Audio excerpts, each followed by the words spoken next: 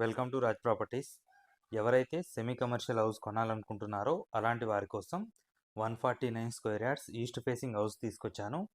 House exact location, full details తెలుసుకునే ముందు వీడియోని లైక్ చేసి మాకు సపోర్ట్ చేయండి ఫ్రెండ్స్.